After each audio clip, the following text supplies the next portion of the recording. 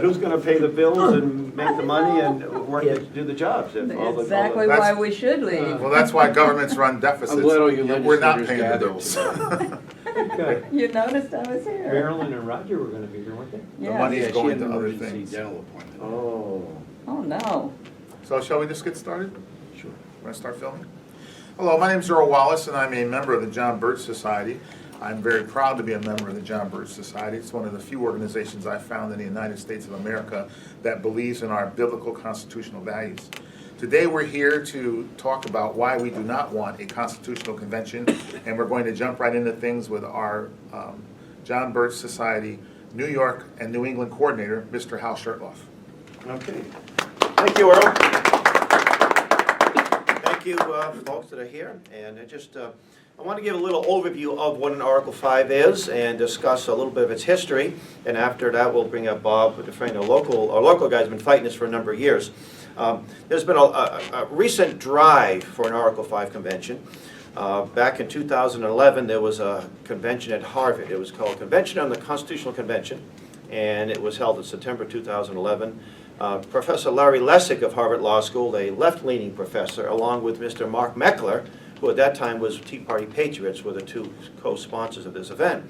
I happened to be there with media credentials and got a little taste of what was there. There was also a man by the name of Cenk Uygur. One of these days I'll get that pronunciation correct. I didn't know who he was at the time. He was actually interviewing Larry Lessig. We weren't allowed to do any interviews inside. We could just take notes, but outside. So I have my little camera, and I recognize Larry Lessig, of course, the professor, but not Cenk. And in this interview, and we have it on YouTube. It's only about two or three minutes. Uygur talks about our first convention under the Articles of Confederation. He said, that was a runaway. Look what we got. It was great. So let's hope for another runaway. And Lessig is sort of laughing about it. Let's have one. But when their people testify at these hearings around the country, they refer to people who believe in the notion of a runaway as conspiracy theorists, yet their founder not only said the first one we had under the Articles was one, but also he's hoping for another one.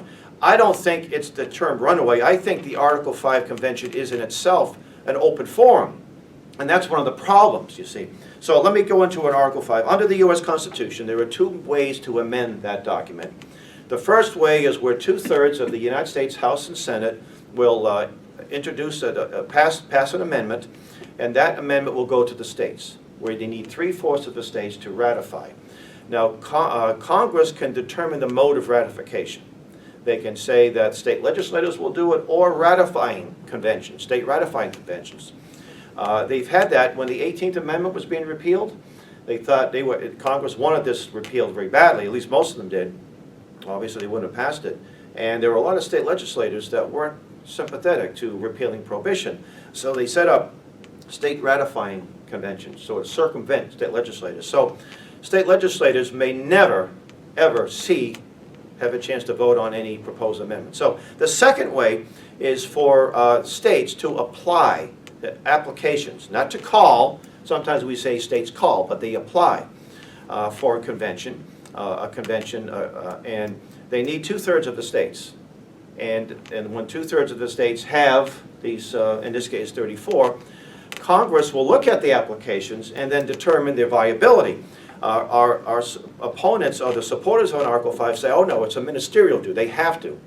Well, since our Constitution became the law of the land, we've had over 500 resolutions for various reasons, and I point out that Article 5 does not say state legislators will call a convention or apply for one for a specific reason. It doesn't say that. So all the verbiage in any of these resolutions is not the operative part of the resolution. What the resolution is that the state has applied for one. That's what so when the delegates get to this convention, if they ever call one, they're not bound by anything the state's legislators tell them.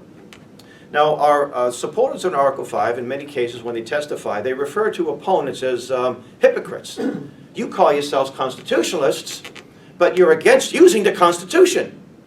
Well, the founders made it very difficult to amend the Constitution, didn't they? for a special reason. You imagine if it was easy? How many proposed amendments have there been in the last, couple hundred years? There's been hundreds. You imagine if the process was easy? We would have lost our Constitution would have been amended out of existence a long time ago. And the same thing with the states. 2/3 is a hard margin to reach. 2/3 is difficult. And they expected debate. They didn't just because Mark Levin wrote a book and he's a talk show host, we have to have one. Or Mike Farris, and he's a great guy because he's a homeschooler and he's smart. He wrote a lot of books and he's a constitutionalist and he thinks we should have one. We should have one. It doesn't work that way. There's two sides to every story, and sometimes things sound very good. When I first got involved with the Birch Society, the first action project I got involved with is to stop an Article 5 convention. And I'm looking at this balanced budget amendment was what these calls were for. And I said, why would the society be against a balanced budget amendment? But then I looked, just read a few more pages of the article. I says, oh my goodness, balanced budget amendment's not going to give us a constitutional budget. They can raise the taxes. And you can't call a convention for any specific reason. And then we asked these people, who the delegates will be? You live in New York State. You're a conservative. You're a moderate. Who are the delegates? Will they represent you? You have no idea because the Constitution doesn't say that. And they'll say, well, they'll be chosen by the state legislators. Oh, really? So that means we're going to get guys like Earl Wallace. He'll be the top delegate, right? No, I don't think so. They'll probably reflect the values and the worldview of those sitting in the State House. And what? How many delegates you have here? You have 30? 27? How about California?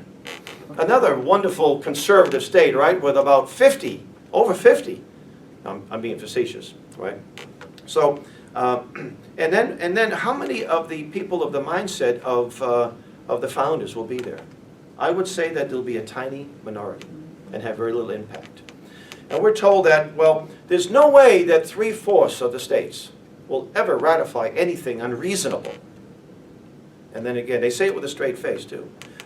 We have to remind these folks that the 16th, 17th, and 18th Amendments were ratified without a convention.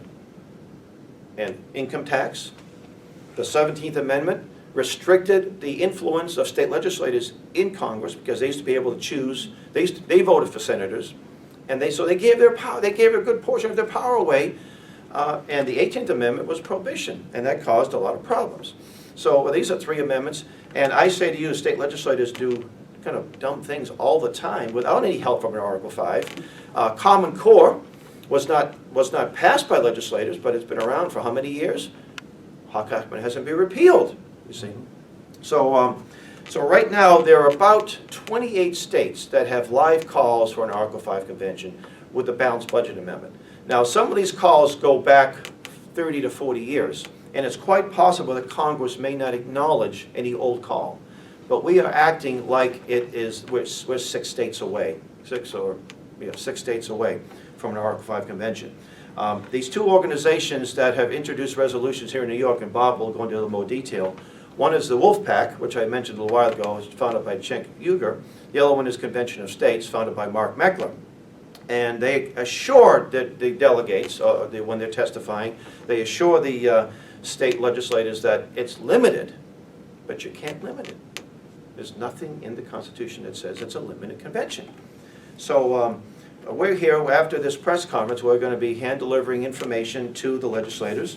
And all this information is available on our website or thenewamerican.com. This one is an article from a magazine, The Solution is the Constitution, not an Article 5 convention. And this one is a little older, but the facts don't change much. I mean, I've been involved in this for over 25 years. I could have used the same testimony that I used 25 years ago, just put a couple of different names in there. It's just the facts don't change any. See, I wish it were that easy. Add a couple of amendments to the Constitution, we're going to save our republic. If that were the case, I'd be right up there with the Convention of States. But it's not going to happen that way. And then we have a short CD. It's called Beware an Article 5 Convention. This is done by legislators from Oklahoma a few years ago who successfully rescinded all of their state's calls for an Article 5 convention. And if those of you like more information who may be watching this around the country, visit our website, jbs.org. You can also visit a Facebook page called Stop the Constitutional Convention, where there's a lot of updated information. And this is an urgent issue because I said, these two organizations, they're well-funded, and they have almost unlimited access to the neocon media.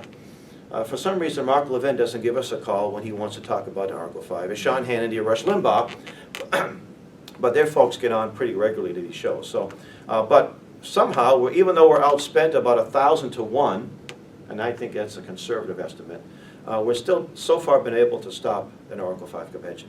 So at this point, yeah, Earl, if you want to come back up here, thank you. I don't know if we want to ask questions of these two gentlemen at the end of the second presentation. Some of the questions might clarify some things for people who are going to be viewing this online. Next, I'd like to introduce Bob Dufresne. He's been working on this issue since 1986. Hal talked about it from more of a global, national perspective, and Bob is going to speak to us about how this specifically applies to New York State. We don't want to open this barn door and let all the animals out, as Hal said. When you have a constitutional convention, they're just not going to decide your pet issue. They will rewrite the whole thing. I always say, and forgive me for this, for insulting anybody, if the sinners are not obeying the Constitution that we now have, why would you want those sinners writing a new Constitution? They'll just codify their sin. Anyway, Bob, please.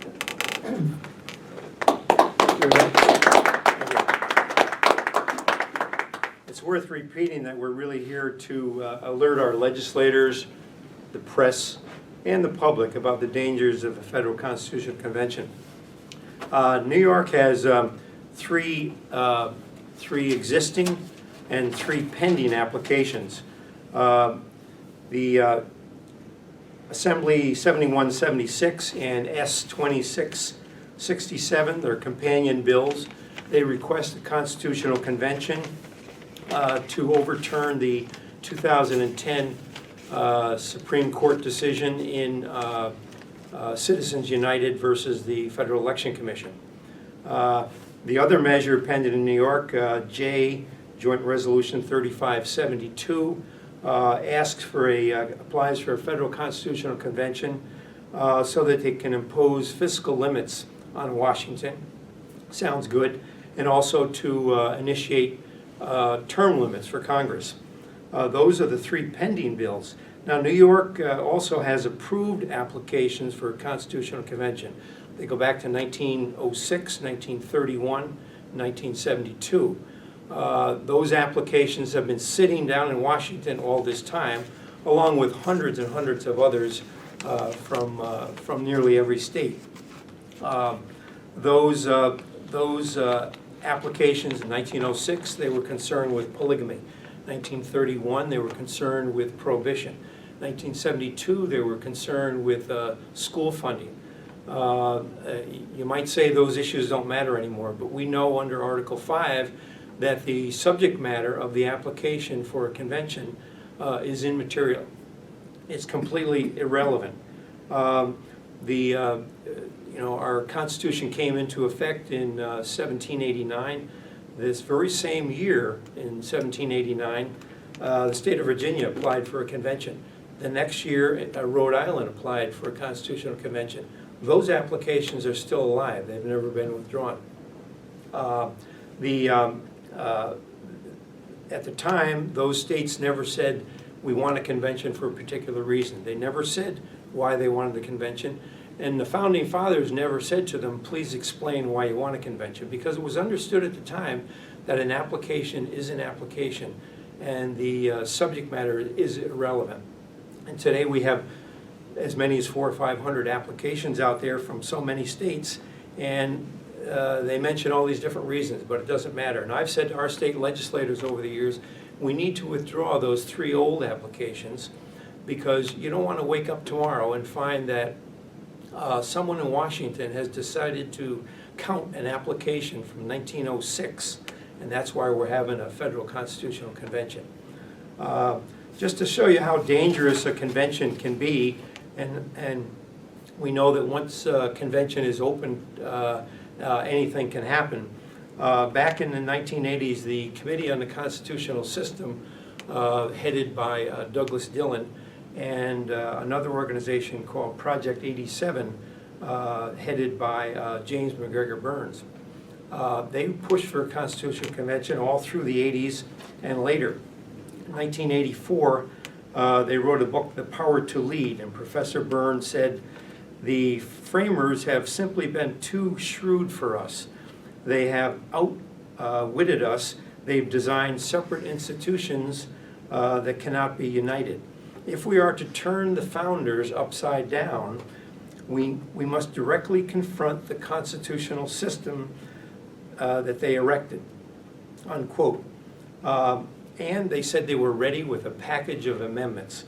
The very next year, in 1985, they published a book called Reforming American Government, the bicentennial papers of the Committee on the Constitutional System. They proposed 17 amendments that convention, Constitutional Convention could consider. I'll just tell you what a few of those amendments are. The first would require that voters vote for a slate of candidates, president, senator, and congressman. No more ticket splitting. Secondly, they said they wanted to have an amendment to coordinate the terms of office for president, congressman, and senator. They wanted to change the terms of congressmen from 2 to 4 years and from the U.S. Senate from 6 to 8 years. That would make those offices far less, changeable. You'd have candidates who were in there longer, and it would be harder to get rid of them. They also wanted to allow bills to be passed by either 2/3 of the House or 2/3 of the Senate, thus eliminating checks and balances. They wanted to allow congressmen to serve in the president's cabinet. This obviously would violate the separation of powers principle, and they also wanted to expand the U.S. Senate by 50 seats and expand the House of Representatives by 87 seats. And they wanted those extra 50 senators and 87 congressmen not to be elected, but to be appointed by the President of the United States. That was one of the proposals that they wanted to bring up in amendment in the convention. Obviously, you violate the separation of powers principle, and you end up with 1/3 of the U.S. Senate and 1/6 of the House of Representatives that is no longer accountable to the voters. They also wanted to allow the President or Congress to, a majority of Congress, to issue a resolution of no confidence, and thus dissolving the government and requiring new elections.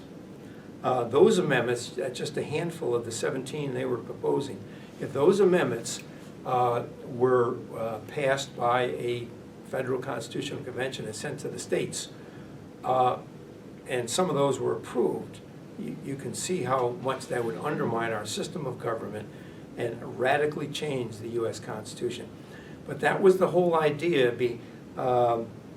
behind the Committee on the Constitutional System, the Project 87. Their goal was to really turn the founders upside down, as they said in their own words.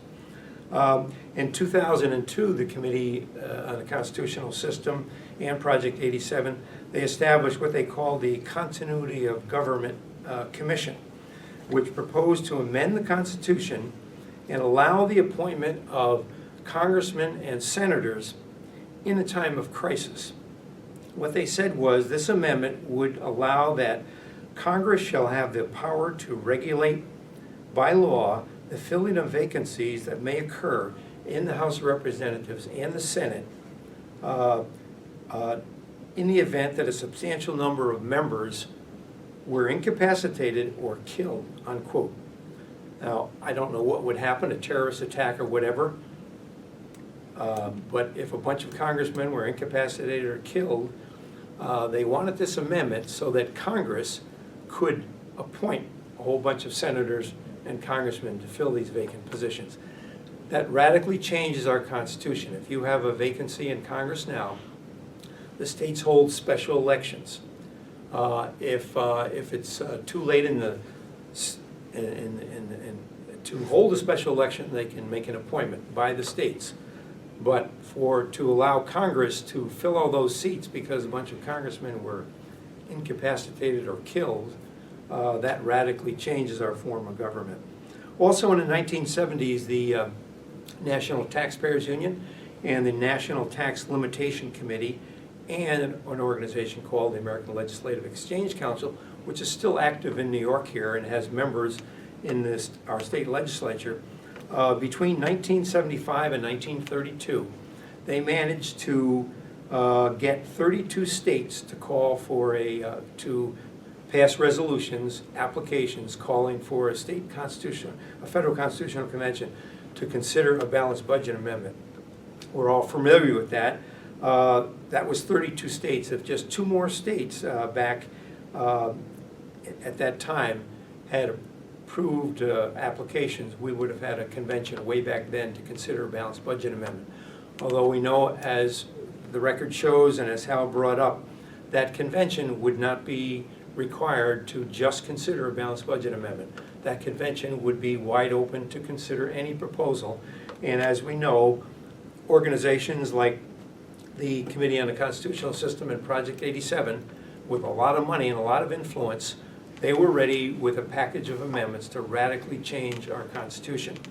I should also mention that back in 1990, the Hamline University, Hamline Law School, did a report. They're part of the Hamline University in St. Paul, Minnesota. Hamline Law Review did a 115-page study. I brought a copy with me today for anyone in the media. This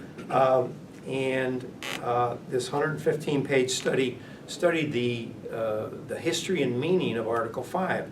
And some of what their findings were that the Article 5 authorized the states to apply for a convention, not an amendment.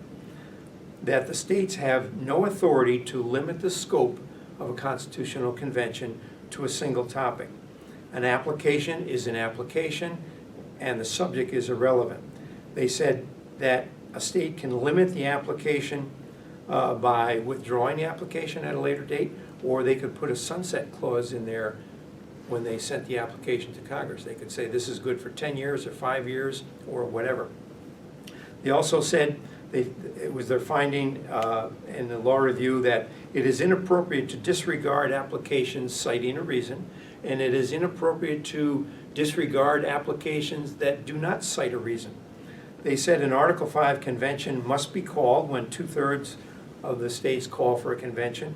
They said that an application from 2/3 of the states could accumulate over many years. Even these applications from Virginia in 1789 and from Rhode Island in 1790 and from Texas in 1899 and from New York in 1906. These are sitting out there like little time bombs, waiting for somebody to pick them up and say, we have enough applications, we're going to have a convention.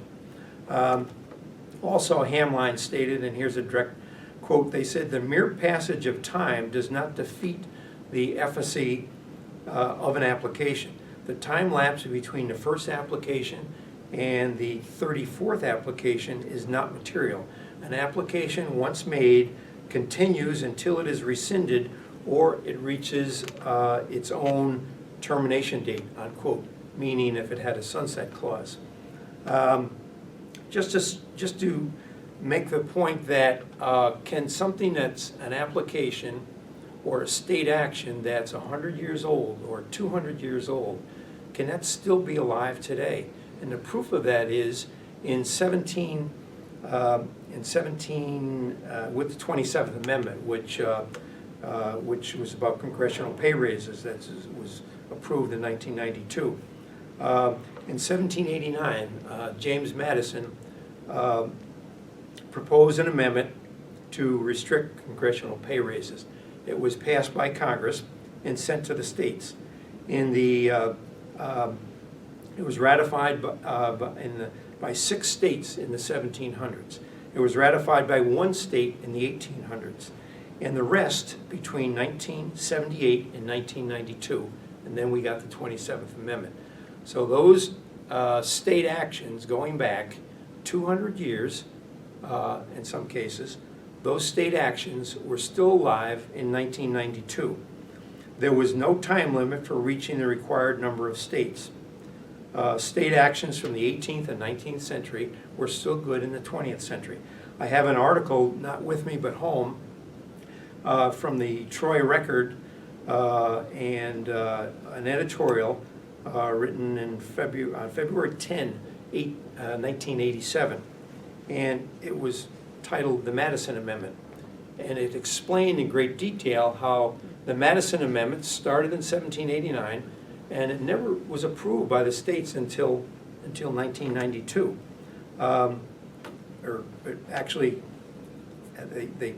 It took effect in 1992, but it was in 1987 that it was finally approved by the 34th state. So there's an example of how something can last out there for a long time. I might also mention that some people argue that well, I guess Hal has made this point already, that people argue that the state legislatures would never approve an amendment that comes out of a constitutional convention that they didn't agree with. But as we know, they may never get an opportunity to. They didn't in 1933 when the 21st Amendment repealed the 18th, and they may not with a federal constitutional convention. In 1988 and 1993, New York State legislature denied applications, resolutions to approve an application for a constitutional convention to consider the balanced budget amendment. And I think the Byrd Society, we worked at that in the time, and we can take credit for having those applications denied. Also in 1995, New York State legislature denied a resolution calling for a conference of the states for the purpose of restoring balance in the federal system. It all sounded good, but we were, I believe, instrumental in stopping that application in 1995. In the year 2000, we had Assemblyman Jay Dinga from the Binghamton area with 4 co-sponsors, and he attempted to introduce a resolution to withdraw all of New York's old applications. We're talking the ones from 1906, 1931, and 1972. Unfortunately, it never got very far, even though many of us sat down with various legislators. They all said that sounded like a good idea. But we know New York has one of the most dysfunctional legislatures in the nation. Going back in 2004, the Brennan Center at the New York University Law School did a study of this legislature here and came up with that point that we have the most dysfunctional legislature, and it's only 3 people who decide, and at the time it was Joe Bruno and Sheldon Silver and the governor deciding everything that happens here.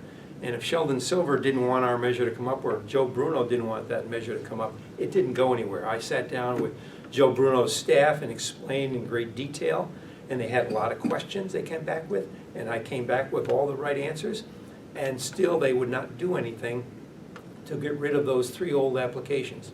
Probably the reason is because it was nothing in it for them. And since then, I've sat down with dozens of other legislators.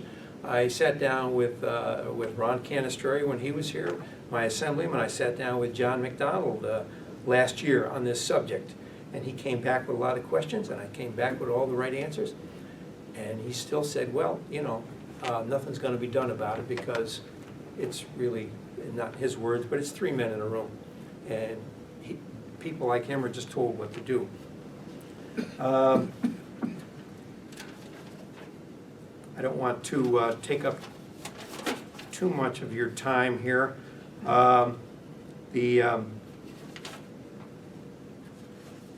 should mention that a few things here. Back in 1967, Senator Orrin Hatch from Utah, he proposed a measure in Congress to regulate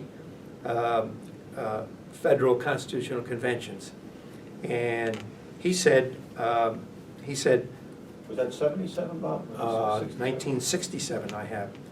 He attempted but failed to pass a bill in Congress to regulate federal constitutional conventions by requiring that, quote, only petitions concerning the same subject matter shall be counted together towards the 2/3 or 34 state requirements, unquote. In other words, Senator Hatch realized that it didn't matter that the subject matter of an application was irrelevant. And he wanted to say all the applications have to be on the same subject.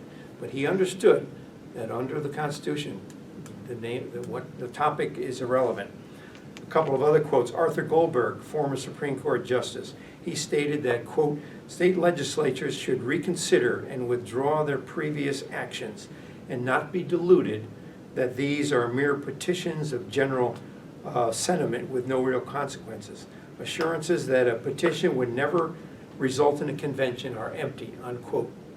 That's from Arthur Goldberg. Warren Burger, former Supreme Court Chief Justice, he said that, quote, Congress might try to limit a convention to one amendment or one issue, but there is no way to assure that a convention would obey. After a convention is convened, it will be too late to stop the convention if we don't like its agenda. I am glad to see states rescinding their previous applications for a convention, unquote. That's from Warren Burger. And what he was talking about was applications like New York has from 1906 and 1931 and 1972, and any other application like that from any other state, those should be withdrawn, and he was glad to see states doing that. Many states have withdrawn their applications. In fact, I'll just rattle off a few here. Louisiana withdrew all 15 of their applications in 1991. Idaho did the same with all 9 applications in the year 2000. Arizona, all 6 applications in 2003. Virginia finally withdrew all of their applications in 2004. So I guess we could count the one from 1789. Georgia withdrew all their applications in 2010. Oklahoma withdrew all 17 applications in 2009. New Hampshire, all 6 in 2010. And Tennessee, all 6 in 2010. Now, some of those states have since, even though we withdrew all the applications, they've had changes in their legislatures, and another group of legislators comes along and says, we need to apply to Congress for a federal constitutional convention. In some cases, that has been done without the understanding of, that the earlier legislators had, that this is a dangerous matter. So I'll leave it at that for the moment. Do we have any questions? Maybe we'll have both you and Hal come up for questions. Okay. I want to just clarify for the people who are watching this online and for the media that we're talking about representation. If they change the Constitution, they're going to change the way we, the people, are represented. If they change the way we are represented, the people who have that power can change our way of life. And right now, at least on the books, we have a Constitution that the Founding Fathers tried to box our government in to get the government to treat us according to the 10 Commandments. We don't want the government lying to us. We don't want the government murdering us. We don't want the government coveting our property, which they do through excessive taxation. The Founding Fathers said that God says in the Bible, you have a right not to be murdered. Therefore, they gave us the Second Amendment, the right to defend ourselves. So we're really talking about changing the way we're represented. And if that happens, the people who have that power, they literally can change our way of life. But let's bring Bob and Hal up, and we're going to open up some questions to the audience, and the questions might actually help clarify some other issues for the people who are doing this today. Yes, sir.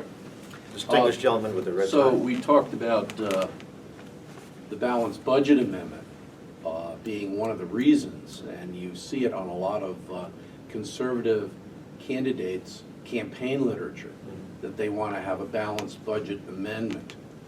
And so how would we balance the budget if we didn't have an amendment to the Constitution? Well, we would simply cut the size of government, wouldn't we, right?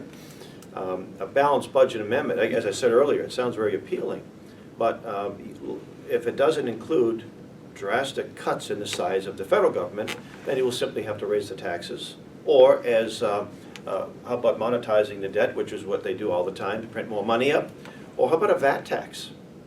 That's something that's been talked about. You know, there's a group called, it's a Balanced Budget Amendment organization, and it's led by a man named Fritz Pettyjohn from Alaska. He had been a legislator, and he was in Utah a few years ago at a room, you know, a closed door. I knew someone was in the room, and he said to the effect that, you know, that a balanced budget, of course it would lead to a tax increase. That would get the people angry. You know, it's a good thing. Well, I think we get people angry without having to raise taxes anymore. You know.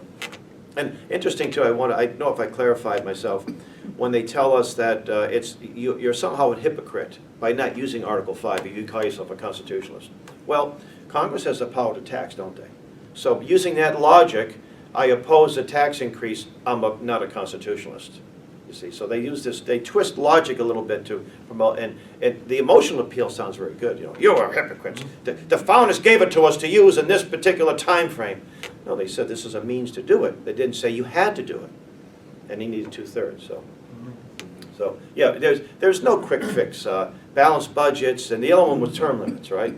Term limits we have already on the books every 2 years.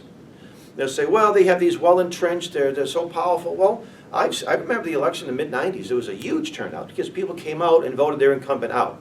You see, most people say Congress has a very low approval rating, except for that person. They love their congressman. They hate everybody else.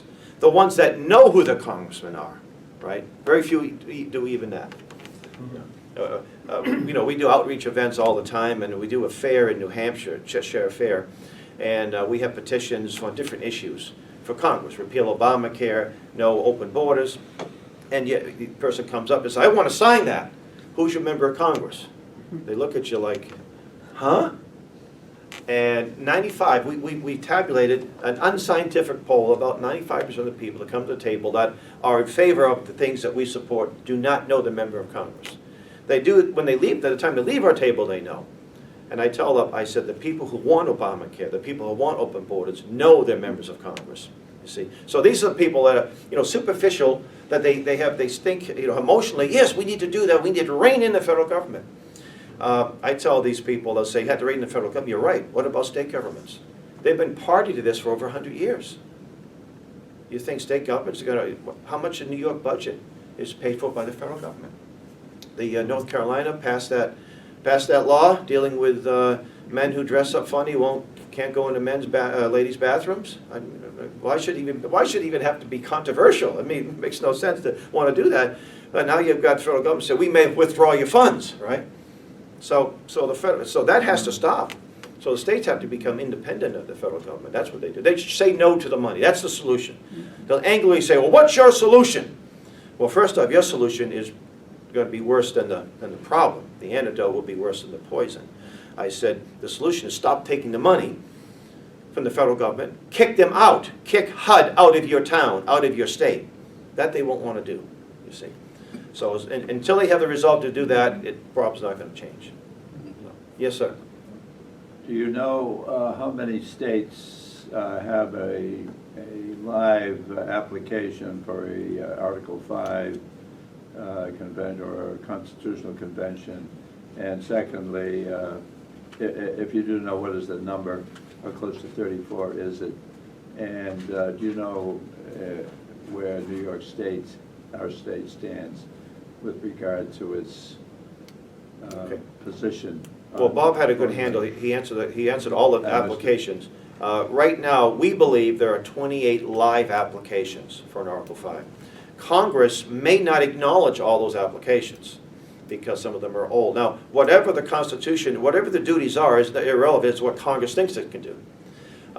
Under the Necessary and Proper Clause, Article 1, Section 8, Congress can pass laws guiding an Article 5 convention. They've tried to do that. You mentioned Orrin Hatch. I actually have a 1,300-page document. Actually, I had put it in PDF format for the first time. It was the hearings they had back in 1979, the Senate Subcommittee on the Judiciary, led by Orrin Hatch, who wanted an Article 5 convention. They passed the bills in the Senate, but they never passed the House. And interesting, one of the bills is to make the delegates based upon electoral votes. See, it should be one state. The original one was one state, one vote. But, you know, that's not democratic. You know, you've got states with big populations why should Vermont, you know, with 500,000 people, have one vote, and New York with, I don't know, how many get, 20 million people here, or whatever it is? Why should they only have, you know, one vote as well? So I can't say that that will happen, but some of these small red states that think, yeah, we're gonna rein in the federal government, you think so? You think if they do it this way, you'll be lost in the shuffle. They'd be lucky if they even give you a seat at the table. You can stand during the proceedings, you know? You're Idaho, you know, you're Montana, you're gonna stand here, you know? We're at the table here, because we dominate. See. So right now, 28 states have live calls, as you know, as far as we've tabulated. As Bob mentioned earlier, lots of states have rescinded all of their calls, and New Hampshire rescinded all of their calls in 2010. I had a little hand in that. And then we beat back a couple of calls. Now they have one call for an Article 5. Although the way it's worded, it's not identical to the other calls. So, but we have to act like we're 6 states away. So, Bob, you can. Back in 1990, with the Hamline Law Review, they listed every application from every state in their study. And at the time, there were about 400 applications from every state except Hawaii. And Hamline concluded that way back in the 1920s or so, that a convention should have been called because there was enough applications then. Why wasn't it called? Probably because many people believe that these applications have to be on the same subject, and which we know isn't true. But the National Tax Limitation Committee and the National Taxpayers Outfit there, they raised tens and 20s, 30 millions of dollars in the 1970s and 80s promoting a constitutional convention to consider a balanced budget amendment. And they raised the money on the basis of, you know, all the applications have to be on the same subject. And so now they and other organizations can't easily go back and say, it doesn't matter anymore. So that's how they raise the money. So everybody kind of sticks to this, that the application has to be on the same subject. But it just isn't so, and that's why we have to be concerned about every old application. But as of, years ago, Hawaii had been the only state, and I think they may still be the only state without a live application at some point. Where does New York State stand, in your opinion, your best judgment? As to, I believe that these 3 applications in New York will probably not go anywhere, just like they didn't go anywhere 2 years ago. Our present bodies, where, I know that. Because they're deadlocked here, and unless there's some money in it for somebody, Okay. even though Wolfpack may be pushing for this Senate bill, it doesn't have an assembly sponsor, and I think it probably won't go anywhere. But that's no reason to let our guard down. Yes, because you could have asked this question 20 years ago, would they ever pass socialized medicine? And we would say, that will never happen, right? Or the notion of so-called same-sex marriage. That would never happen. Well, now it's the law of the land, unfortunately. So yes, we have to be on guard. And you don't know overnight. I mean, New Hampshire has a Republican majority in both the House and the Senate. And the Wolfpack is this left-wing entity. They don't come across that way when they testify. They're very polished and they look mainstream. The Senate in the New Hampshire just passed a Wolfpack resolution, 22-2. 14 Republicans, 12 voted for this left-wing organization. And these people are conservatives. And we know people, some of them we know relatively well, some of the 2 of them that voted against it we know very well, and they can't believe it. See, and last year it passed the House. It got 75 Republicans to vote for it, and 100 or so Democrats, whatever the case was. But it died in the Senate. It was killed in the Senate last year, but it was brought back. So somebody's positions are being changed. It was the same senators. There wasn't a turnover. So there's no guarantee that because your Republicans are at the helm that these crazy or bad resolutions or bad amendments will not pass, because New Hampshire demonstrates that quite clearly. Well, we want to thank you, and thank you for the presentation. And again, if you're watching this on YouTube or whatever format, please check us out. jbs.org is our website, and we have a Facebook page called Choose Freedom, Stop an Article 5 Convention, or Stop a ConCon. And we also have a Facebook called Stop the Constitution Convention, which I'm involved in. So thank you again for coming, and God bless you.